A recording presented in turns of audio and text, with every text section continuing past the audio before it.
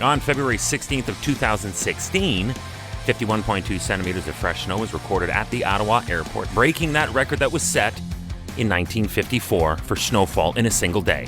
Hi, I'm Chris May, writer, producer, and host of This Day in Weather History, now in its second year from the Weather Network in Canada.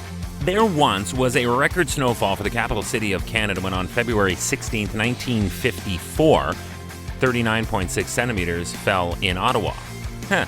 Maybe we'll use that for next year's episode of this podcast, This Day in Weather History. So let's open up by taking a look at the logistics of Ottawa. If you have ever been there, it's not a particularly big city, but most national capitals aren't. It's sprawling and lined with rivers, which makes it beautiful, but also lends to snowfall enhancements. You know it's normal to be death-defyingly cold when you have the world's longest skateway every winter that is the result of the frozen Rideau Canal Riverway.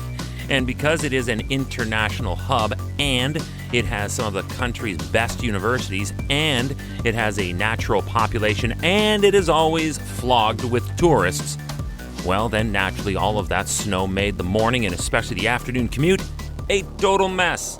The Ottawa police alerted motorists against any non-essential travel. They were already up to their eyeballs in 120 crashes on city roads between 5 a.m. and 5 p.m. In that disaster, there were 2 tractor-trailer collisions. So that was it. That was enough. That was as much as the city would tolerate. They had to get this cleaned up, and they had to get it cleaned up now. So they ordered an overnight winter street parking ban between 1 a.m. and 7 a.m. Only vehicles with parking permits could remain on the streets, but knowing how sparse the parking availability is in this old city, they took care of free parking at any city-owned garage for winter emergency. Emergency? Yes, sir. The Environment Canada risks and warnings were for as much as 25 to 40 centimeters of snow in the Brockville and Cornwall areas, plus the likelihood of freezing rain and ice pellets near the St. Lawrence River.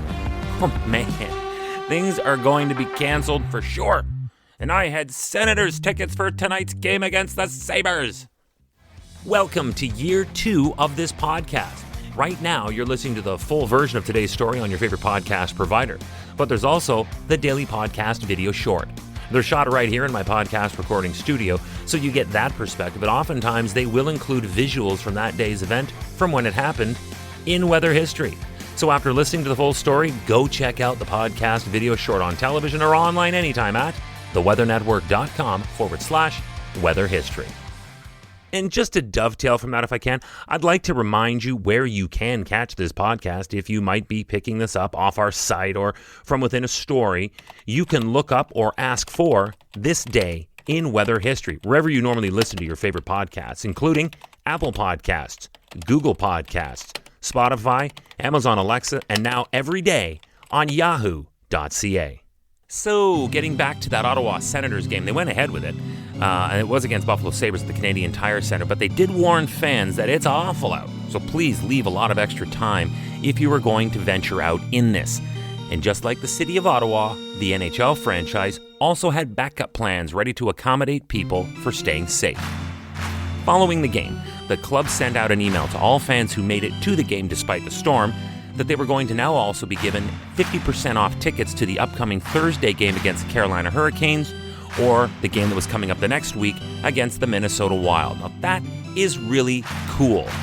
This actually reminds me of my January 22nd episode called The 334 Club. That was the story of a similar situation that unfolded for the New Jersey Devils. Plus, the email went on to say that, and I quote, "Those fans unable to make it to tonight's game due to the weather will be offered a free ticket of same price point to a future game." That is brilliant. Well done, Sens. Well done. That's making the best of a bad situation in the safest and most accommodating way possible, and that's how it all played out this day in weather history.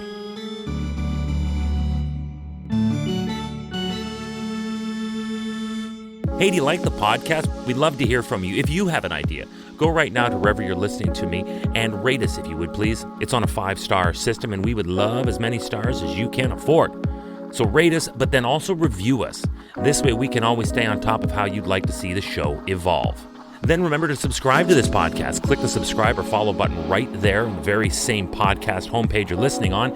You'll be immediately reminded that the next day is ready to listen to, and you also have access to every episode in the archives. It dates back to June 1st of 2020, so there is a lot that we got to get caught up on this day in weather history. Tomorrow is February 17th, and we are stooping to a low I swore I'd never lower myself or this podcast to. A story that would otherwise just be a really crappy B-movie. This one would have been titled Snownado. But the intrigue of this is that it happened in Mexico. No, not that Mexico, the other Mexico, the New Mexico. But it is rare for the weather mechanics of a tornado to mess things up in an area in the midst of a snow-packed winter. I'll make sense of it, and we'll all be richer for it. Just be here tomorrow. I swear I'll totally make it worth your while. On this day in weather history, with me, your host, Chris May.